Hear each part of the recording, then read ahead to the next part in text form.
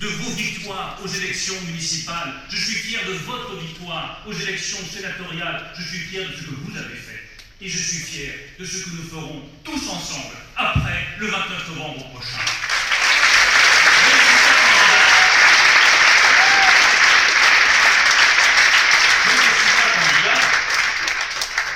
Je ne suis pas candidat, ce serait un drôle de projet, pour supprimer l'UMP. Je suis candidat pour renforcer l'UMP. Tout détruire pour tout reconstruire. Mais quelle folie! Allons-nous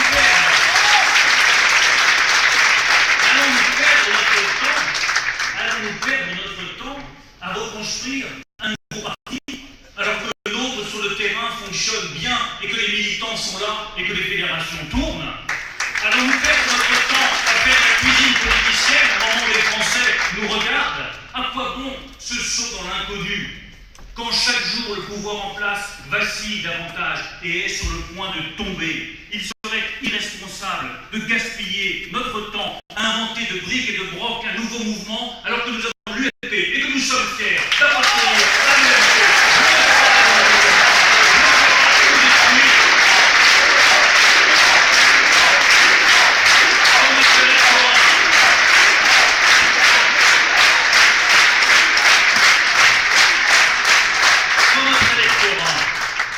Exige de la clarté et toujours plus de clarté.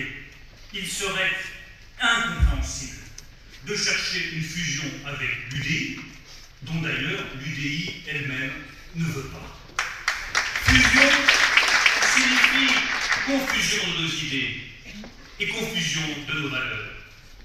Quand nous sommes aussi peu avancés dans notre projet et dans ses modalités de réalisation, quand le Front National nous mange la laine sur le dos, quand la gauche et les Verts torpillent jour après jour tout ce qui reste de bon et tout ce qui reste de fort dans notre nation, il serait suicidaire de répondre à une autre question que la suivante: quel projet voulons-nous pour la France et pour les Français?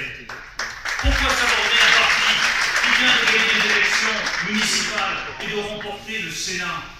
Pourquoi effacer les 12 mois de travail qui ont été nécessaires pour écrire de nouveaux statuts que vous avez adoptés à plus de 90% d'entre vous?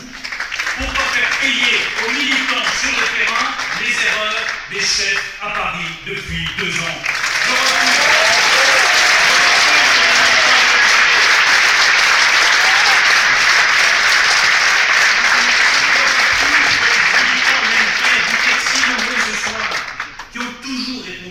Qui se sont sacrifiés, qui ont tenu bon dans la tempête, qui ont donné de leur temps et accessoirement de leur argent pour notre parti, deviennent les boucs émissaires faciles de notre incapacité à nous, les chefs de la droite, à redessiner un avenir pour la droite et pour l'UMP.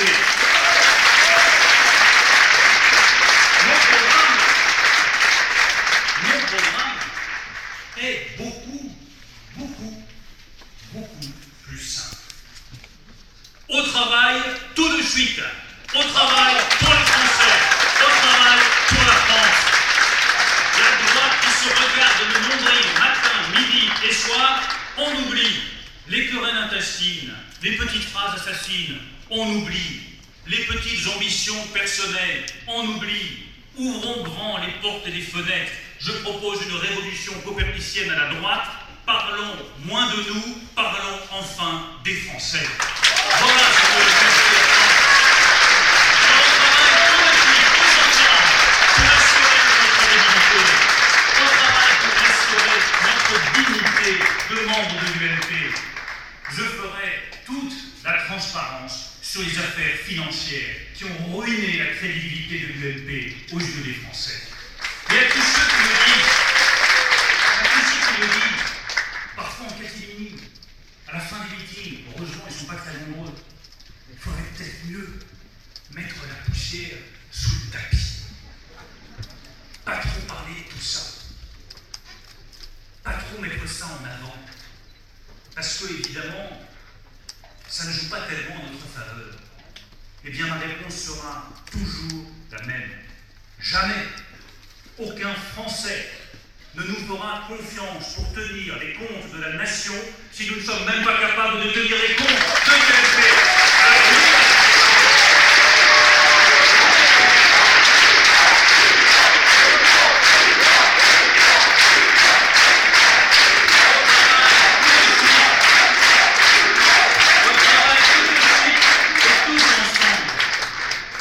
Au travail pour préparer les élections départementales et régionales de 2015, nous avons perdu le pouvoir national en perdant toutes les élections locales au cours des dernières années. Nous retrouverons le pouvoir national en regagnant toutes les élections locales au cours des prochaines années. Alors pour bouger, mais vous avez compris, 100 déplacements par an ne me font pas peur. C'est un minimum syndical pour un futur président de l'UMP. Il y aura des divisions dans certaines régions, ça n'est pas grave. Toutes les ambitions sont légitimes et ce sont les militants dans les régions qui trancheront par les primaires qui sera leur candidat aux prochaines élections régionales. Au travail, puisque nous parlons de primaires, j'ai parfois l'impression que c'est un sujet qui fâche. Il n'y a aucune raison que les primaires soient un sujet qui fâche. Élu, je proposerai à tous les candidats déclarés, tous légitimes dans leurs ambitions, Alain Juppé, François Fillon, Xavier Bertrand, Christian Estrosi, je leur proposerai de lancer immédiatement et sans délai les travaux politiques sur des primaires ouvertes et irréprochables qui nous donneront la certitude de gagner l'élection de 2017 et d'en finir avec François Hollande et avec la gauche.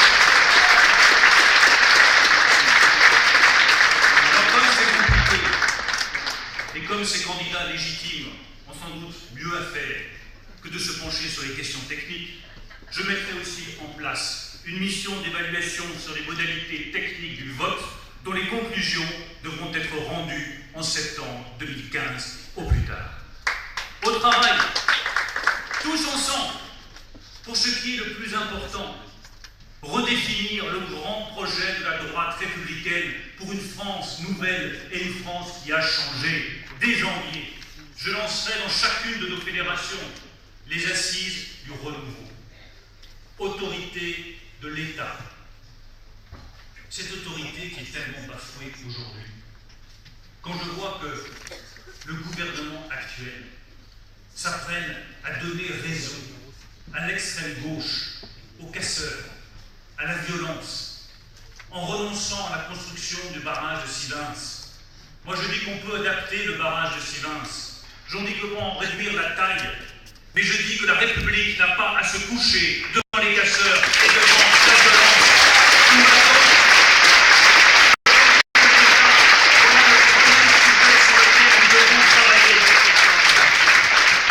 La liberté des entrepreneurs. Deuxième sujet sur lequel je vous propose que nous travaillions. Quand enfin la droite comprendra qu'il n'y a pas d'autre